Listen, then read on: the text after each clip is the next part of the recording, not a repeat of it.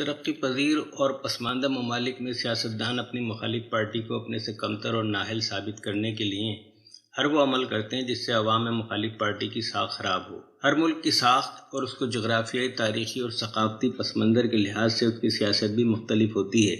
ہمارے ملک میں سیاست مقامی طور پر پروان نہیں چڑھی، بلکہ اس کا ایک چھوٹا ماڈل 19ویں صدی کے غیر منقسم ہندوستان میں برطانیہ سے درآمد کیا گیا، جس کا نام کانگریس پارٹی تھا۔ ہندوستان میں اس زمانے میں بہت سی سیاسی جماعتوں نے جنم لیا اور اپنے اپنے منشور کے مطابق کام کیا۔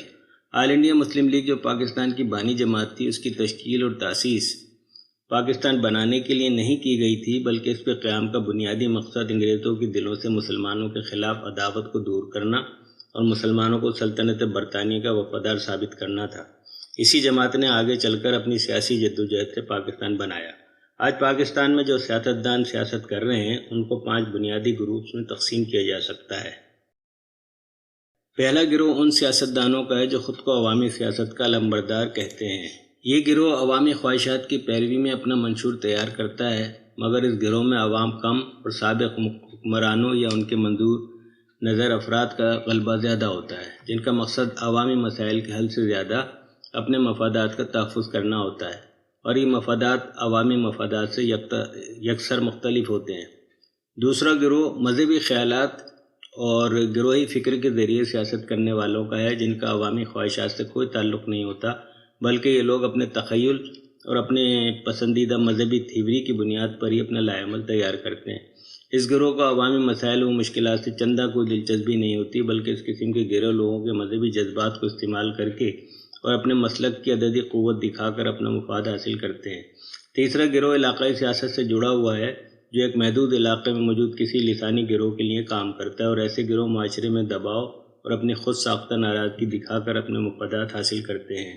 چوتھا گروہ انقلابی سیاست کی بات کرنے والے ایسے لوگوں کا ہے جو ملک میں رائج نظام کو درست نہیں سمجھتا، بلکہ اپنی جانب سے کوئی اور نظام ملک میں رائج کرنے کے لیے پیش کرتا ہے، جس کی تعبیر و تشریح بھی وہ خود ہی کرتا ہے۔ یہ گروہ ملک میں تیز رفتاری سے عوامی مسائل کے حل کا نعرہ لگا کر لوگوں کو اپنی طرف متوجہ کرتا ہے۔ یہ لوگ انقلابی اقدامات کے ذریعے ملک کے مسائل حل کرنے کی بات کرتے ہیں، مگر واضح رہے کہ اس وقت ملک میں ایک بھی ایسی سیاسی جماعت موجود نہیں ہے جسے مکمل طور پر ایک انقلابی پارٹی قرار دیا جا سکے۔ ان 4 گروہوں کے علاوہ ملک میں اور بھی بے شمار گروہ ایسے ہیں جو اقتدار حاصل کرنے کی خواہش رکھتے ہیں، لیکن حالات سازگار نہ ہونے اور عددی طاقت نہ ہونے کی وجہ سے خاموش بیٹھے ہیں اور اس وقت کا انتظار کر رہے ہیں جب ان کے پاس اتنی طاقت آ جائے کہ وہ ملک میں خروج کر سکیں۔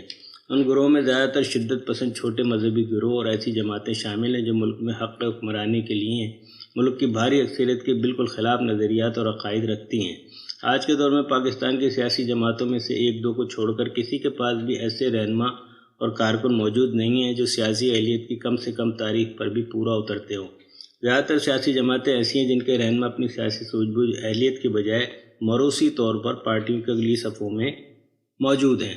حکومت کے انتظامی نظام میں بڑے پیمانے پر ہونے والی بدعنوانیوں کی وجہ سے یہ نظام ایسے لوگوں کے لیے زبردست کشش رکھتا ہے جو انتظامی عہدوں سے منفعت حاصل کرنے کے خواہش مند ہوں۔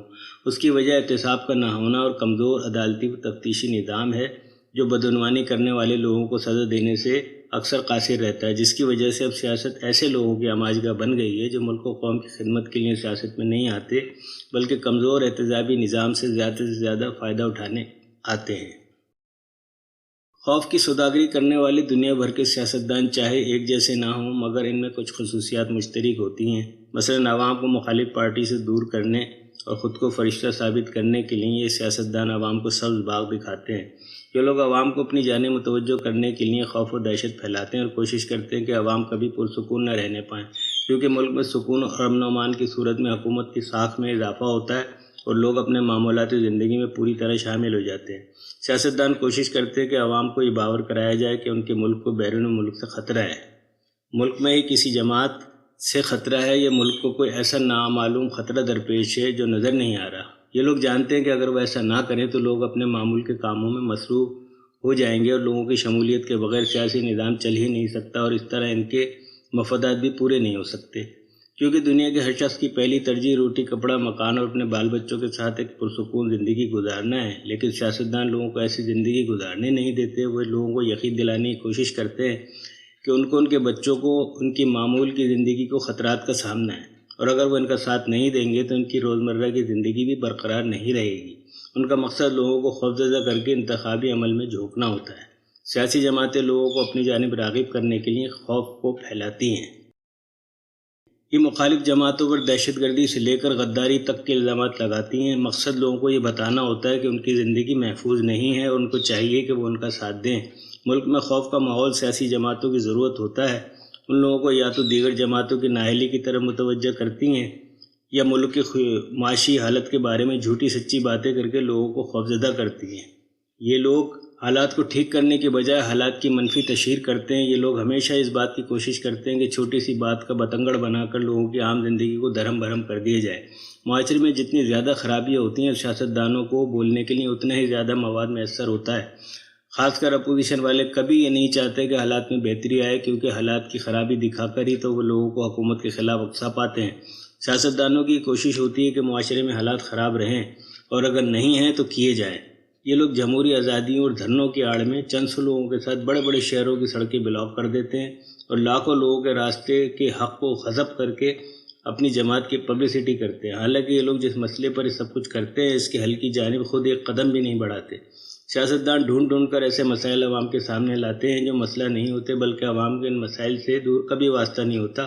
مثلاً کسی سیاستدان پر تنقید کرنا یا حکومت گرانے کے لیے شور و غوغا کرنا یا کسی غیر ملک کے خلاف مظاہرے کرنا وغیرہ۔ غیر ممالک کے ساتھ تعلقات خالصتاً سرکاری معاملہ ہوتے ہیں جن کا عوام کے روزمرہ معاملات زندگی سے دور کبھی واسطہ نہیں ہوتا، لیکن سیاستدان اس کو عوامی مسئلہ بنا کر پیش کرتے ہیں۔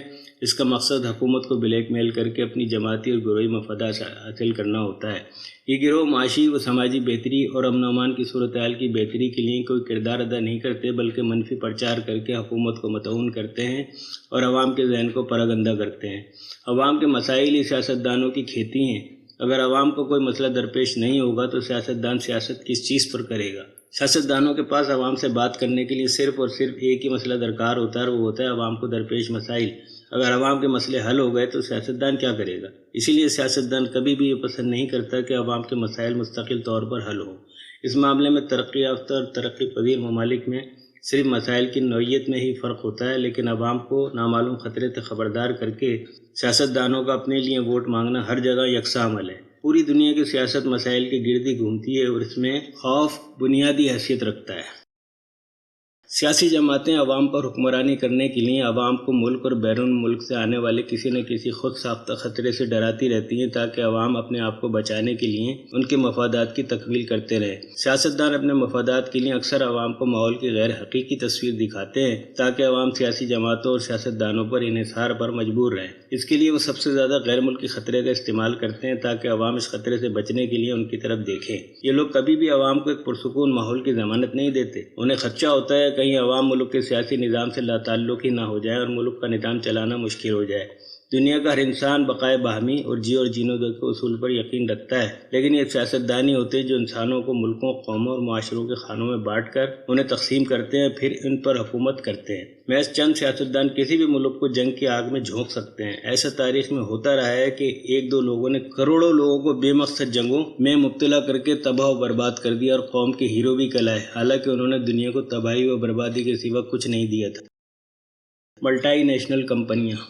دنیا میں روپے کا سب سے زیادہ لین دین تجارت کے میدان میں ہوتا ہے۔ روپیہ کمانا تجارت پیشہ لوگوں کا کام ہے اور جس کے پاس روپیہ ہوتا ہے وہ ہر قیمت پر اس میں اضافہ اور اس کا تحفظ کرتا ہے۔ یہ طبقہ موقع اور حالات کی مناسبت سے اپنے منافع کا تعین کرتا ہے۔ زیادہ سے زیادہ منافع کمانے کے لیے یہ لوگ ایسے طریقے استعمال کرتے ہیں جنہیں ہم خوف کی سوداگری کہہ سکتے ہیں۔ چھوٹے تاجر عام طور پر جھوٹ بول کر یا قسمیں کھا کر اپنا کام چلا لیتے ہیں، مگر بڑے تاجر اور بڑی کمپنیاں جن کا کاروبار پوری دنیا میں پھیلا ہوتا ہے اپنی دولت کے تحفظ اور اس میں اضافے کے لیے خوف کو ایک کاروباری ہتھیار کے طور پر استعمال کرتے ہیں۔ پچھلی صدی میں جب صنعتی ترقی کی بدولت اشیاء کی تیاری میں زبردست اضافہ ہوا اور اس تیار شدہ مال کی کھپت کے لیے بیرونی منڈیوں کی ضرورت محسوس ہوئی تو چھوٹے تاجروں نے اس موقع سے فائدہ اٹھایا اور ایک دوسرے کے اشتراک سے تجارتی کمپنیاں قائم کر لیں۔ یہ چھوٹی چھوٹی کمپنیاں جب کاروبار کے لیے ایک ملک سے دوسرے ملک میں گئیں تو کثیر القومی کمپنیوں کا روپ دھار گئیں، جنہیں عام طور پر ملٹی نیشنل کمپنیاں کہا جاتا ہے۔ ان ملٹی نیشنل کمپنیوں کی جڑیں ایک ساتھ کئی ممالک میں پھیلی ہوئی ہوتی ہیں۔ یہ کمپنیاں بچوں کی ٹافیاں، بسکٹ بنانے سے لے کر ہوائی جہاز، خلائی راکٹ اور انتہائی مہنگے جنگی ساز و سامان تک غرب دنیا کی ہر شے تیار کرتی اور فروخت کرتی ہیں۔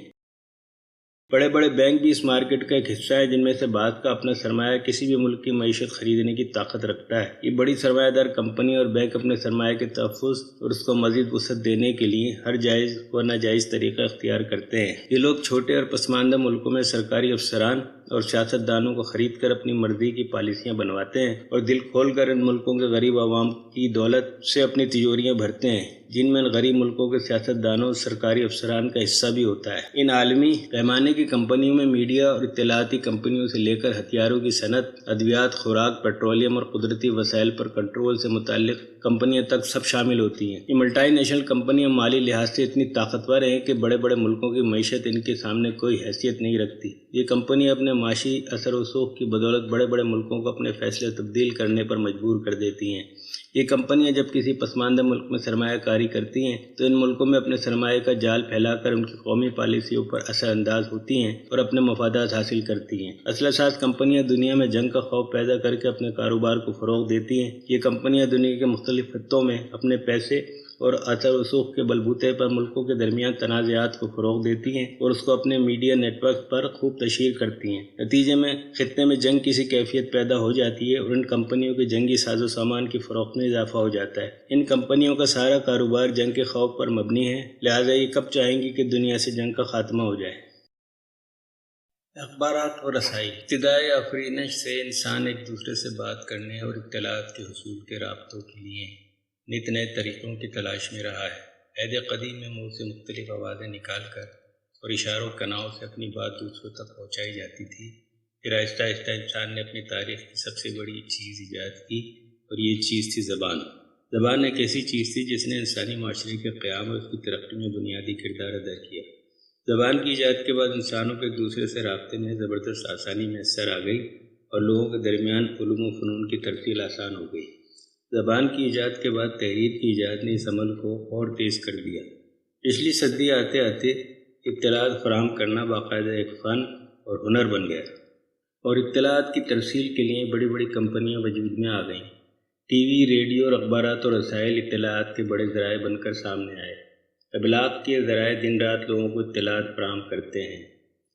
ہمیں اپنے ارد گرد اور اپنے ملک کے بارے میں جو اطلاعات ملتی ہیں وہ ذرائع ابلاغ، ریڈیو، ٹی وی، اخبارات و رسائل، فون، کمپیوٹر و دیگر ذرائع سے آتی ہیں۔ ان ذرائع سے عوام کو جو اطلاعات فراہم کی جاتی ہیں ان میں زیادہ تر جرائم، دہشت گردی، کسی نہ کسی ارضی و سماوی آفت یا آنے والی کسی مصیبت یا بحران کی خبریں شامل ہوتی ہیں۔